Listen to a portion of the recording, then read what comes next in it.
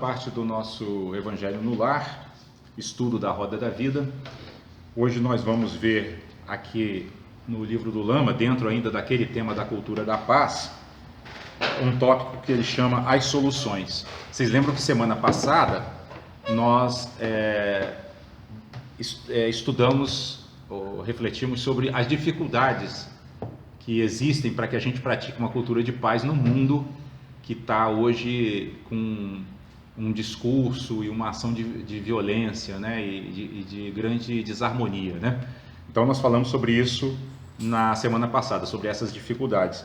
Nessa semana vamos refletir sobre quais são as soluções possíveis, né, para que se implante definitivamente na Terra uma cultura de paz, né, uma cultura de convivência pacífica entre pessoas, né, entre nações, entre povos. E dentro desse tópico, o Lama diz o seguinte, ele começa com uma pergunta. Ele diz assim: dentro da noção de responsabilidade universal, o que vamos fazer? Vamos cuidar para que nossas ações sejam menos agressivas e mais positivas. Quando agimos assim, ficamos mais felizes. Se pensamos que trazer benefício aos outros é um problema e que arrancar as coisas dos outros ou jogá-los pela amurada é melhor, o casco do barco começa a se romper, a sustentabilidade fica afetada. Vocês lembram que na semana passada, quando nós falávamos sobre as dificuldades de cultivar uma cultura de paz, o Lama usou essa figura do barco, né? Como se a nossa cultura contemporânea fosse um barco que está com um grande furo e que está fazendo água, está afundando, né? Então aqui, quando ele vai falar sobre as soluções, é bastante interessante porque a gente vê uma convergência direta com a doutrina espírita, né? A gente sorteou aqui por várias vezes uma mensagem que com certeza vocês vão se lembrar, que se chama Na Tarefa da Paz, dizendo o quê? Que a paz começa nos nossos próprios corações, né? O cultivo da paz que vai reinar no mundo não pode acontecer se não começar dentro de nós mesmos, né? E vejam que quando o Lama inicia aqui a sua explicação, ele diz assim, ó, vamos cuidar para que nossas ações sejam menos agressivas e mais positivas. Ou seja, esse cultivo começa em nós, né? Por quê? Porque nós sabemos hoje, e o estudo da doutrina espírita deixa isso muito claro, né, que um ser humano equilibrado, ele emana energias de equilíbrio. O ser humano compassivo, ele emana energias de compaixão. O ser humano amoroso, ele emana energia amorosa, né? E emana em todos os sentidos, né? Se o amor, a compaixão, a bondade estão dentro de nós, nossas palavras vão ser bondosas e compassivas. Se a sabedoria habita o nosso coração, nossas palavras vão ser sábias, né? Se temos equilíbrio em nós, nossa fala vai ser equilibrada, né? Mas não é só isso. A nossa energia também, né? Se todas essas qualidades estiverem sendo cultivadas com sinceridade em nosso coração, a nossa própria energia vai falar de modo silencioso, né? Nós vamos chegar nos ambientes e vamos contagiar as pessoas com essa energia positiva que estamos cultivando dentro de nós, né? Então é um processo muito profundo, né? É um processo que não se restringe o Lama fala que ações positivas, né? Mas não são apenas as ações materiais visíveis, né? É também, né, a ação material, mas sobretudo essa ação interior, né, no plano sutil das energias, né, de nos trabalharmos para que com um coração puro a gente emane uma energia pura, porque inclusive a energia, ela é mais eloquente do que as palavras, né? Tanto é que quando uma pessoa está falando algo no qual ela não acredita, aquilo não impacta a gente tanto, já perceberam isso, né? Agora, uma pessoa que fala sobre aquilo que ela tem dentro, realmente, ela soma a força das suas palavras à força dessa energia interior, e aí se torna realmente convincente. E a ideia aqui como nós estamos falando de cultura de paz, que então a gente tenha essa paz interior bem assentada, para que a nossa comunicação no mundo, seja ela através das palavras, seja ela por nossos gestos, pensamentos ou por nossa energia, seja bastante eficaz no sentido de construir um ambiente mais tranquilo e mais harmônico no mundo, né? E aí o Lama continua dizendo assim: as pessoas autocentradas e que tentam arrancar coisas dos outros ficam aflitas, pois sentem-se cercadas de inimigos. Porque aí gera uma noção de competitividade, né? É como eu estou autocentrado, eu estou querendo adquirir, eu preciso resolver os meus problemas, né? Estou autocentrado, tenho que resolver os meus problemas. E estou vendo os outros também querendo resolver os seus, então né, o outro vira um competidor, né? E isso, inclusive, é interessante porque isso na nossa sociedade hoje está institucionalizado, né? Eu vou, por exemplo, para um emprego público, eu faço concurso. Então o sujeito que está do meu lado é meu concorrente, né? Eu não sou, entre aspas, amigo dele, né? Ele pode tomar minha vaga.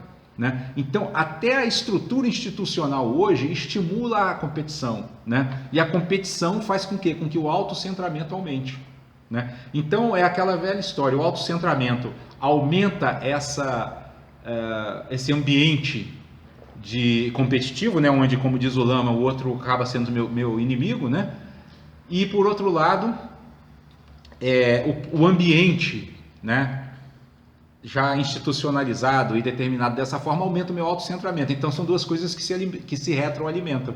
Qual é a ideia do caminho espiritual? Quebrar esse ciclo vicioso, né? A gente justamente cultivar o oposto disso, né? Que são os antídotos do egoísmo. E o Lama segue: elas de fato cultivam inimizades e negatividade, e isso vai gerando isolamento, dificuldade para conviver com os outros e consigo mesmo. A agressividade torna-se um hábito. Os amigos e parentes tentam ajudar, mas é muito difícil. Vocês provavelmente já devem ter procurado ajudar pessoas que estão afundando no meio das aflições. É complicado, porque para nós não há razão nenhuma para aquela aflição, mas o ser aflito está povoado de condições negativas e não vê solução. Essa questão que o Lama levanta é interessante, sobre a dificuldade que muitas vezes a gente tem para prestar ajuda às pessoas, né? No budismo, eles vão falar muito sobre os meios hábeis, né? É preciso desenvolver meios hábeis, né? Não basta ter a boa intenção de ajudar, né? Por isso que o Buda, naquela figura que tem dele sentado no lótus, né? Ela simboliza as pétalas do lótus, que é uma flor com muitas pétalas, significam os meios hábeis, né? Então significa que o ser que nasceu no lótus, ele não só desenvolveu essa intenção iluminada de ajudar os outros, mas ele também desenvolveu meios hábeis para fazê-lo, né? Eu já disse aqui algumas vezes que, segundo rezam aí as escolas budistas, o Buda deu 84 mil ensinamentos diferentes, né? Por quê? Porque ele encontrou com 84 mil mentes que em estados diferentes de aflição. A aflição básica era a mesma, né? O sofrimento era o sofrimento humano, mas cada um tinha um jeito de olhar para o seu sofrimento e, portanto, ele percebeu que o remédio para cada um não era o mesmo, né? O ensinamento para cada um não era o mesmo, né? Tem até uma historinha, não sei se eu vou lembrar dela com detalhes, que diz que ele estava lá com um discípulo dele, chegou um homem e falou assim: mestre, Deus existe? Não sei se eu já contei aqui, ele disse: existe. Aí depois veio um outro: Deus existe? Não, não existe. Aí veio outro, ele disse: Deus existe? Ele disse: descubra por si mesmo. Aí o discípulo não aguentou, na terceira falou assim: mas mestre, como assim? Você está dizendo para um? Ele disse: eu estou falando para cada um o que vai impulsioná-lo ou motivá-lo mais a seguir o caminho que vai tirá-lo do sofrimento. Eu não estou aqui defendendo uma verdade. Isso é um tópico muito interessante. O mestre, e era o caso de Jesus, né? Jesus não estava defendendo uma verdade, né? Ele estava trabalhando para diminuir o sofrimento dos homens. Não existe uma ideia a prevalecer, né? Aí a gente vai ver como essa briga hoje, né, entre religiões, ou mesmo entre religiões e ateísmo, não faz sentido nenhum, né? Porque não é isso que importa, né? Por isso que ele respondeu: existe, não existe, descubra por si mesmo, né? O importante é o quê? Que as pessoas descubram, né, que os seres descubram o caminho que conduz à felicidade e que evita o sofrimento, ponto. É isso. E nisso Jesus e Buda estão muito sintonizados, estão fazendo a mesma coisa, né? Estão dizendo a mesma coisa, né? E aí o Lama segue falando: por outro lado, se desenvolvermos relações positivas com os outros, nos sentiremos mais felizes, teremos identidades melhores, desenvolveremos pensamentos e atitudes positivas, vamos nos alimentar melhor, ter melhor saúde e tudo melhora. É fácil de perceber isso, né, pessoal? A gente se aborrece, aí chega em casa e perde a fome. É isso, né? É por isso que o Lama está falando, como todas as coisas são interconectadas, né? Fazer o bem, cultivar o bem, né? cultivar o equilíbrio, cultivar a paz interior, vai nos levar a um estado também de saúde mental e física melhor, né? É por isso que São Francisco dizia, é dando que se recebe, né? O que eu ofereço aos outros eu recebo, inevitavelmente. Por quê? Porque tudo é interconectado, né? Vocês vejam que sempre a questão da inseparatividade, né? As coisas estão ligadas, são inseparáveis, ela está sempre presente. E quanto mais nós desenvolvermos a capacidade de enxergar a inseparatividade, mais nós vamos ver a presença divina no mundo, né? Porque Deus é justamente esse conceito, pelo menos, de Deus, né? Essa ideia que nós temos de Deus é justamente uma onipresença que tudo interliga, né? Que tudo une. Por isso que Platão, de uma maneira muito prática, há 2.500 anos atrás, definiu assim para os seus alunos o que é o bem. Esse o bem é o que une. Então, quando você quiser um critério bem prático assim, se a sua ação, a sua fala, né, a sua maneira de pensar está dividindo, está afastando, está desunindo, é mal. Se está reunindo, é bem, né? E aí o Lama segue dizendo o seguinte: desenvolver relações positivas não significa que vamos concordar com tudo. Isso é um ponto bem importante, né? Em certos casos, precisamos desenvolver uma posição firme contra as negatividades. Um bom exemplo é a educação de nossos filhos. Deixar que façam tudo o que quiserem jamais seria uma relação positiva. Então aqui ele está, né, como um professor habilidoso, esclarecendo, né, que relação positiva não é agradar as pessoas o tempo todo, né, porque as pessoas estão cheias de desejos que vão contra as suas necessidades, né? É só lembrar do viciado. Ele tem desejo pela droga e a droga faz mal. Faz mal para a mente e faz mal para o corpo, né? Então, eu vou agradá-lo ou eu vou procurar ajudá-lo e assisti-lo para que ele supere essa negatividade, esse problema, esse vício? Isso é muito claro, né? Então, a relação positiva não é aquela relação que agrada a todos, mas é aquela relação que leva todos a serem melhores. Esse é o ponto, né? E o Lama continua: essa compreensão é a compreensão da cultura de paz. E ela tem uma recomendação específica e prática. Devemos estabelecer relações positivas conosco, com os outros seres, com o ambiente social e com o ambiente natural. Então aqui tem a lista dos seres, vamos dizer assim, completa, com os quais devemos estabelecer relações positivas. Relembrando, seria conosco mesmo, veja que conosco mesmo também, porque muitas pessoas se maltratam, né? Cultivando culpa, né? Cultivando perfeccionismo, porque isso é muito interessante. A busca da perfeição, ela é diferente do perfeccionismo, né? Perfeccionismo é aquela coisa de eu querer, assim, eu crio um conceito idealizado na minha mente do que deveria ser, e se a coisa não é, eu sofro. Agora, a busca da perfeição não eu faço aqui o melhor que eu puder nessa condição que eu tenho aqui, e sem medo de errar. Ainda por cima, assim, sem medo de errar, que é para ser leve.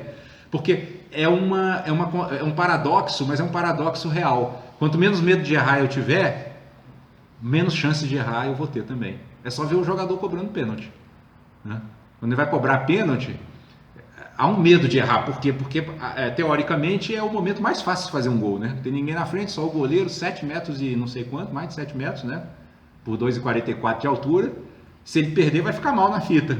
Aí o medo de errar leva muitos a errarem, né? Quando a gente vê decisão de campeonatos por disputa de pênalti, a gente vê isso o tempo todo, né? Ganha quem tiver mais resistência mental, né? Ou seja, menos medo do erro, né? Isso é bem interessante. E aí o Lama continua dizendo: a qualidade básica por detrás dessa recomendação é a estabilidade inseparável do conceito de liberdade. Nesse caso, liberdade significa não ser arrastado pelas situações, mas poder dirigir a própria ação com lucidez. Esse é um ponto fundamental. Hoje existe uma confusão muito grande sobre o que seja liberdade, né? Qual é a ideia que se tem hoje? Ser livre é fazer tudo o que eu quero, ou seja, satisfazer todos os meus desejos. Do ponto de vista espiritual, e não é isso que é liberdade. A liberdade é justamente eu saber agir com lucidez, que significa não ser arrastado pelos meus impulsos, mas ter sempre clareza de que em cada situação eu estou tomando a melhor decisão. Eu estou conseguindo ver, né, qual é a melhor decisão. E para isso eu preciso ter o quê? A consciência da inseparatividade, né? Ou seja, as ações elas não têm que ser boas simplesmente para mim. Elas têm que ser boas para o conjunto das pessoas que estão envolvidas. né? Porque, como nós vimos semana passada, quando estudamos os temas sobre as dificuldades para cultivar a cultura de paz, se o barco afundar, o que acontece? Todo mundo afunda junto, né? Quem está no porão afunda, os pobres que estão viajando no porão, e os que estão no camarote vão afundar do mesmo jeito, e todo mundo vai se afogar, né? Esse é um ponto muito importante. E aí o Lama continua dizendo: se uma situação negativa nos aflige e perturba, perdemos a lucidez, não conseguimos dirigir nossa ação, somos levados pela responsividade. Quando mantemos a estabilidade, não somos afetados, mantemos nossa liberdade e lucidez, não adotamos atitudes de exclusão e revide. Exclusão e revide, né? Então, revidar, né, alguém, por exemplo, aquela história do olho por olho, dente por dente, é uma ação onde a lucidez está totalmente obscurecida. Por quê? Porque eu entrei no padrão vibratório do meu agressor, né? É aquela história que hoje também está expressa naquela frase: paguei com a mesma moeda. A ideia da sabedoria não é pagar com a mesma moeda, né? Lembra que por várias vezes, quando eu cito aqui aquela frase de Jesus, né? Bateu na sua face esquerda, oferece a direita, que a gente diz que não significa, né? Bateu aqui, agora bate não, aqui nessa outra. Não é isso. A pessoa veio com a face da violência, da ignorância, eu combato aquilo com amor, com bondade, né? O que não significa, aí volta lá naquela questão anterior, aí do parágrafo anterior, não significa passar a mão na cabeça da pessoa e dizer: tá tudo bem, você está fazendo mal, siga fazendo, porque eu não vou estar fazendo um bem a mim mesmo e principalmente a ele, porque ele está gerando karma negativo e eu estou estimulando ele a gerar mais. Então, não combater ações negativas é uma omissão que gera karma negativo para nós. Nós temos essa obrigação. Paulo, inclusive, usa: combati o bom combate. Mas olha, combati o bom combate, né? Não revidei. Ele não disse eu revidei, não foi isso que ele falou. Ele falou: eu combati o bom combate, né? E para não ficar dúvida, ele bota aí o adjetivo bom, que está ligado a bem, está ligado ao amor, que está ligado à compaixão, né? Então, o Lama, inclusive, dentro da terminologia budista, ele fala sobre 4 ações, e uma delas é a ação irada, né? Então, a ação irada não é uma ação raivosa, mas é uma ação firme, né? É uma ação que, por exemplo, as pessoas podem dizer assim: uma pessoa com visão espiritualista vai dizer assim: então ninguém tem que ser preso, por exemplo. Não é isso. O sujeito é perigoso, né? Tá matando, estrupou, sei lá, 3 mulheres, 2, uma que seja, e tem o risco de praticar aquilo de novo, ele tem que ser preso. Mas não no ato de prender, tanto o indivíduo que prende quanto a coletividade que, né, coloca esse indivíduo na prisão, ela não deveria olhar para isso e falar assim: esse tem que ficar lá na cadeia, apodrecer e morrer mesmo, porque olha o que ele fez. Não, aí é que está o ponto, né? Aí a sociedade está fazendo o quê? Ela está agindo com revide, né? E a ideia de uma sociedade efetivamente civilizada do ponto de vista espiritual não é uma sociedade que revida, mas é uma sociedade que educa, né? Mesmo que tenha que usar firmeza, mas educa, sempre com compaixão, sempre com, por exemplo, no caso do exemplo que nós pegamos aqui, a pessoa está presa ali, vai evitar que ele gere mais karma negativo, e eu também estou evitando que outras pessoas sofram das ações negativas que ele poderia praticar. Então eu estou ajudando a todos. A ideia é que eu tenho que ajudar a todos, né? Ou seja, todos estão sob a tutela de Deus e de Jesus.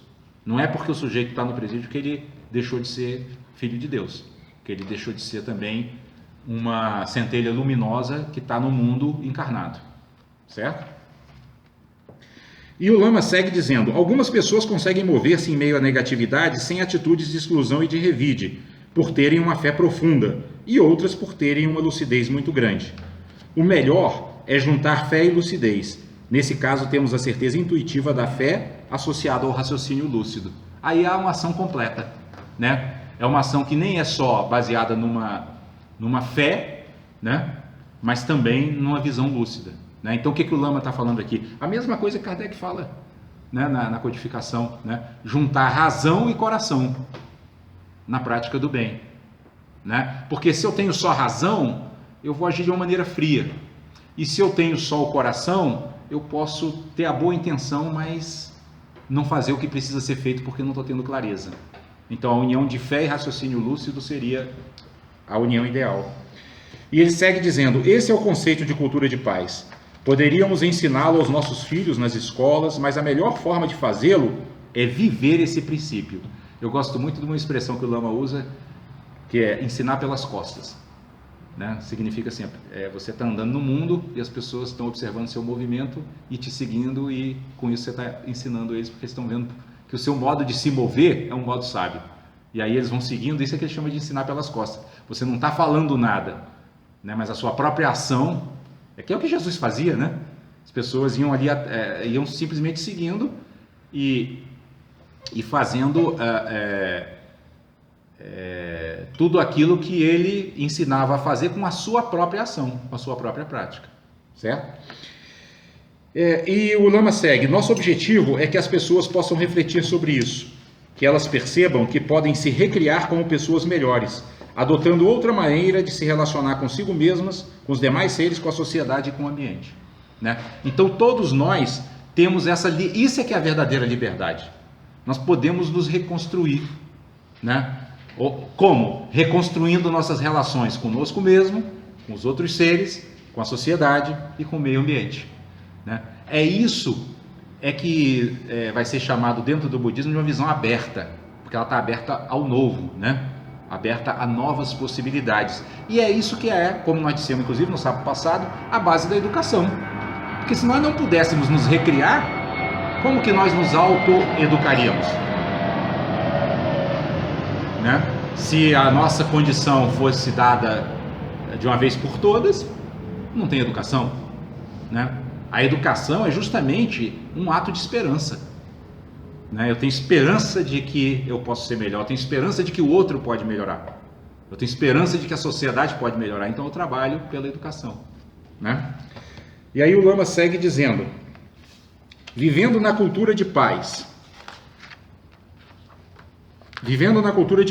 vemos todos os seres como aliados.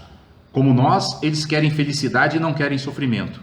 Não excluímos os seres imersos em negatividade, nem sentimos aversão por eles. E essa é a conclusão, né? Então, isso é a base da cultura de paz, né? Então, olha só, esse final é o grande desafio. Para que a gente, de fato, contribua para a criação de uma cultura de paz no mundo, temos que vencer nossas aversões. Por quê? É muito lógico isso, né?